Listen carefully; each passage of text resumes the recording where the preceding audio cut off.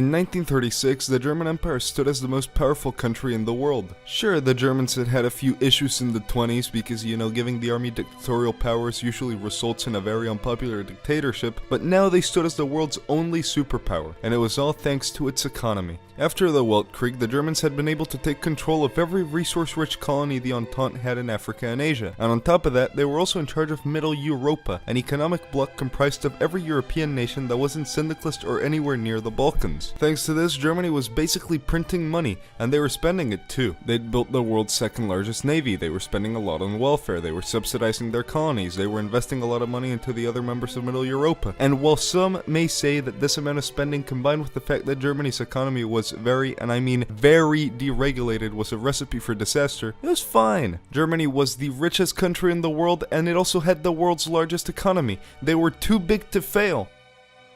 Oh shit, the stock market crashed. While no one was really ready for Black Monday, the way the German government handled the crisis was awful. The imperial government believed that the only way they could mitigate the crisis was to stop spending money. So when the banks asked them for a bit of economic aid, the government said no. However, when the colonies asked for economic aid, the government was more than happy to send them all the money they needed. Similarly, when the Middle European agricultural crisis started, the government was very willing to give economic aid to Eastern Europe, but when the German companies asked for aid because they were going bankrupt, the government let them collapse. As you can probably imagine, the German people were not very happy with the way the government was handling Black Monday, so a lot of them started turning towards syndicalism. While syndicalism had never really been popular in Germany due to the government's anti-syndicalist propaganda, every day more and more Germans started supporting it thanks to the imperial government's sheer incompetence during the Black Monday crisis, and thanks to the fact that syndicalism was the only real alternative to the current German government. Seeing that they now had millions of supporters, the German syndicalists started urging the people to protest against the imperial government, so millions of angry citizens started staging anti-government rallies where they demanded the resignation of the current government and elections to pick a new one.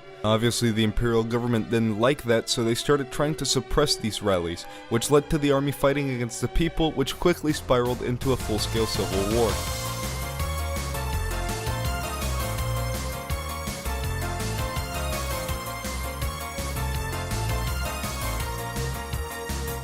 The German Civil War was a fairly quick affair. Support from the Third International mixed with the Imperial Army's lack of a will to fight led to the syndicalists coming out on top. But while they'd won the war, they now had a very big problem. The German people didn't like syndicalism. The Germans had only supported syndicalism because they hated the Kaiser more than the syndicalists. And now that the Kaiser was gone, the new revolutionary government was in a very awkward position where the people that helped them get into power now wanted them gone. But before anything drastic could happen, Ernst Thälmann, de facto leader of the SMEPD, had a revelation of sorts. If the German people didn't like syndicalism because it only gave the right to vote to the trade unions and rejected democracy, then why not slightly alter syndicalism so that the people could vote on which trade unions would be in charge of the country? While many said that what Thälmann was suggesting was just the normal Republican system, everyone agreed that it was better than being overthrown by the populace, so the Revolutionary Council began preparing the first German syndicalist elections. At first it seemed as if Thälmann would win the elections, and quite comfortably too. But then something unexpected happened. Seemingly out of nowhere, a small man called Joseph Goebbels started running for presidency. And he wasn't just running for office, he was winning. While Thälmann and the other syndicalists were trying to sell syndicalism to the masses, Goebbels was giving fiery speeches about Germany's glory and how it was Germany's destiny to become the world's most powerful nation and that only he could guide Germany towards that destiny. So when election day came, it didn't really surprise anyone that Goebbels and his party had won in a landslide. After being elected, Goebbels' first act as head of the German Trade Union Congress was to disband the German Trade Union Congress. According to him, the current syndicalist system was bloated and useless,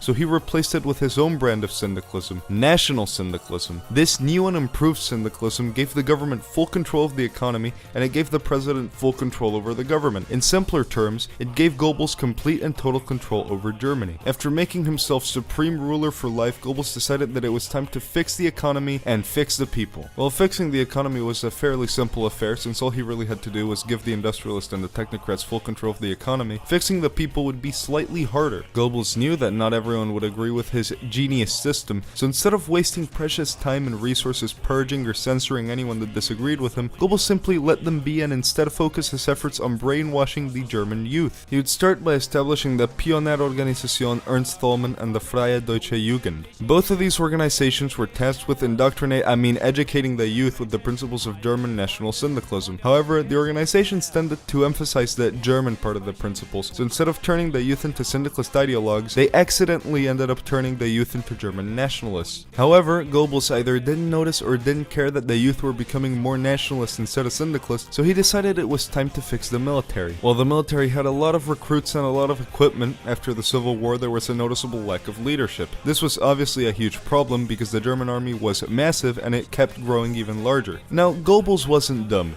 He knew that getting new syndicalist officers for the military would take way too long, so he gave full control of the military to the former imperial officers left in Germany. Now, while many might say that giving control of your military to your former enemies is idiotic and would result in a coup, Goebbels didn't really care. His military needed an experienced high command if it was going to liberate Europe, and surprisingly, none of the imperial generals that now made up the National Volksarmee's high command wanted to coup Goebbels. Like the majority of the German government, high command saw Goebbels as an incompetent idiot that had no real control over his own government, so overthrowing him would be completely worthless and would just create unnecessary instability.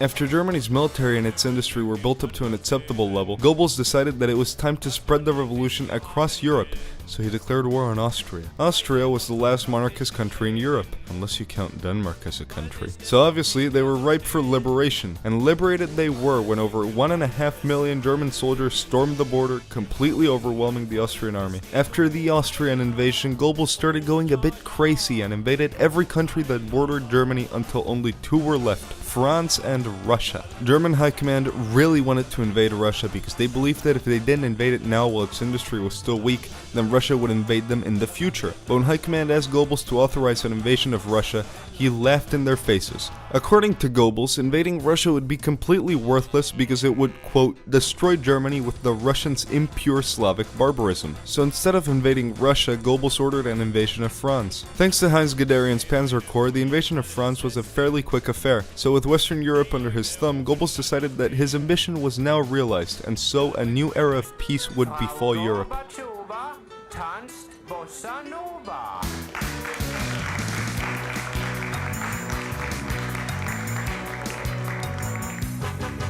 After his liberation of Western Europe was done, Goebbels decided that he didn't really want to rule Germany anymore, but he didn't want to give up his position as supreme ruler of Germany. So in his eternal wisdom, Goebbels just let the German government run itself while he fucked off and went fishing or some shit. Surprisingly, nothing really changed with Goebbels' absence except for the fact that Germany started slowly becoming more democratic. While the government never held an election while Goebbels was alive, they did set up the Bundestag, a federal parliament where the people could vote for a state representative that would run Germany alongside the other states' representatives. This federal system worked shockingly well for Germany, so after Goebbels' death in 1977, the Germans decided that instead of adopting a republican system, they'd simply stick with the parliamentary system. And they also decided that they didn't really need a head of state since they'd been doing fine without one since Goebbels went on vacation in 1946. In the modern day, Germany is a very strange country. While its official name is the German Syndicalist Empire, Germany isn't an empire, it's a federal republic. And while there's certainly a syndicalist flair in Germany, what with organizations like the FDJ, the Pioneers, and the Army, which is still officially named the People's Army, the overwhelming majority of the German population considers that their nation is a democracy and that syndicalism is a system doomed to fail. The strange case of Germany shows us that a nation's future isn't decided by its leaders or by its ideology, it's decided by its people. But more importantly, it shows us that Goebbels' racist beliefs were surprisingly able to stop what would have undoubtedly been a very long, bloody, and brutal war in Russia. You see, kids, maybe racism isn't that bad